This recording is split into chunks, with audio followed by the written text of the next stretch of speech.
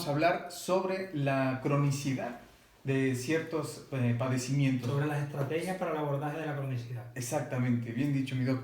Pues platíquenos un poquito cómo es este tema de la cronicidad en las diferentes patologías. Sí, bueno, decir que la sanidad pública, bueno, la sanidad española básicamente es una sanidad pública, es una sanidad integrada e integral.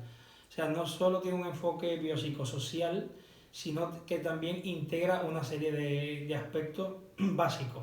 Entre ellos, las estrategias para el abordaje de la cronicidad, que incluyen la promoción de la salud, la prevención de limitaciones en la actividad de carácter crónico, la continuidad asistencial, la reorientación de la atención sanitaria, la equidad en salud y la investigación e innovación. Por ejemplo, la equidad en salud busca que todos los pacientes, todas las personas tengan acceso en igualdad de condiciones, sin ningún tipo de discriminación a los diferentes niveles de atención, ya sea primaria, ya sea secundaria, ya sea terciaria.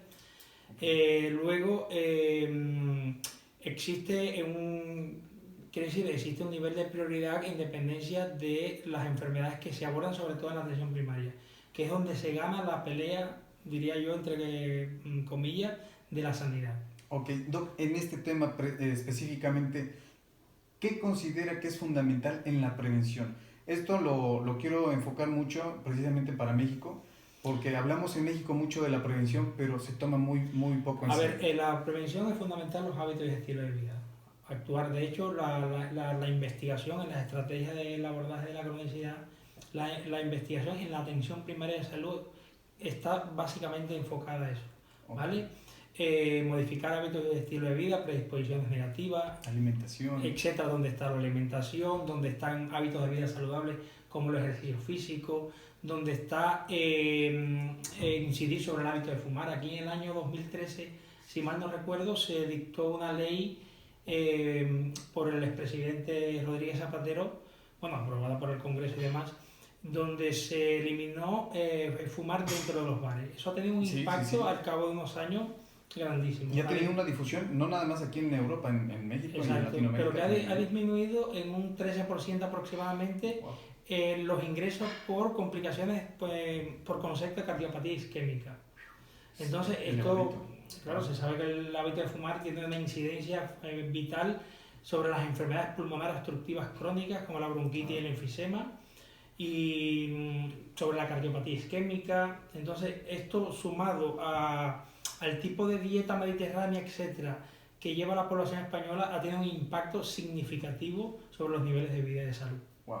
Eso es de los temas que precisamente queremos ir sembrando en la concientización de México, de mi país, y que Prevenquer está muy comprometido con esta parte, de hacer cada vez más viral, porque está muy de moda esa palabra, hacer muy viral la prevención para todos nosotros, porque pues desafortunadamente no nos vamos a escapar y somos fumadores pasivos, aunque no fumemos directamente. Bueno, vamos a seguir con estas enfermedades, y lo más importante es pues que vayan disminuyendo para que tengamos menos ingresos al hospital por estas patologías. Por supuesto, esto es fundamental.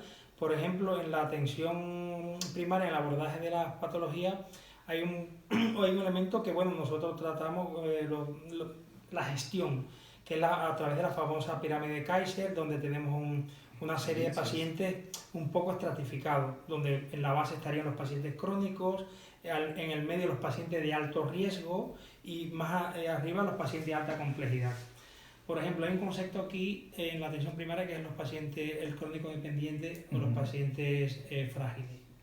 Entonces, en los pacientes que son pluripatológicos, que están polimedicados, nosotros tenemos una lucha constante por simplificar la medicación en los pacientes, sobre todo de la tercera edad, porque se ha demostrado que cuando un paciente toma por encima de 5 fármacos, interactúan y generan enfermedades, generan a largo plazo. Y llega a haber un bloqueo y ya no se absorbe igual. Hay interacción, hay problemas de la absorción, de la biodisponibilidad, etcétera, etcétera. Entonces, en la atención primaria se trabaja eso, simplificar la medicación, trabajar con medicamentos con experiencia de uso y el abordaje y la educación para la salud. Sí, y ese es otro punto, que hagamos conciencia también que no entre más medicamentos estemos consumiendo, mejor nos va a hacer. Es todo lo contrario, entre menos medicamentos consumamos, es mejor. Para nada los medicamentos son la panacea. Los medicamentos Sí. bien recetados, Van a con tener un criterios, uso etcétera, específico. Exacto. son, quiero decir, son muy efectivos, muy eficaces. Son dos términos Muy parecidos pero no diferentes. iguales.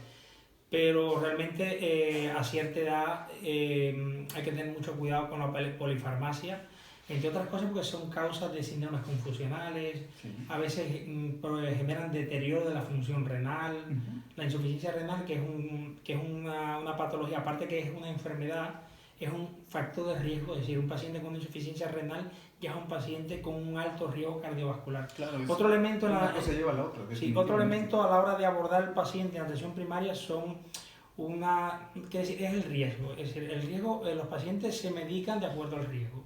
Uh-huh. En España se utiliza, sobre todo en las enfermedades cardiovasculares, el Regicor y el Score. Okay. Eso sitúa al paciente en un grado de bajo riesgo, de alto riesgo y de muy alto riesgo, y la medicación se pauta a veces en base a eso. Por ejemplo, si tienes un paciente con una hipercolesterolemia, además diabético, ya sea un paciente con un muy alto riesgo cardiovascular. Entonces, los objetivos de la LDL, de la enzima que un poco que marca el pronóstico, sería, por ejemplo, 70. Si es un paciente diabético, los objetivos de la hemoglobina glicosilada, que es un criterio de control y diagnóstico, serían un poquito más bajos o más reducidos, por debajo de 6,5. Entonces todo esto es un poco la forma en que se enfoca a los pacientes en España. Ok, pues amigos de Vida Feliz, ya escuchamos al doctor. Hay que tener mucha conciencia, no dejemos de asistir al médico, es fundamental que estemos muy de la mano con ellos cuando tengamos algún riesgo de este tipo. Y si ya contamos con esta patología, bueno, siempre va a haber un médico que esté de la mano con nosotros. Pues doctor, muchas gracias. Gracias a ti. Seguimos en otras intervenciones con usted. Muchas gracias amigos de Vida Feliz. Seguimos con Elvi Guevara, con José Broco. Muchas gracias doctor.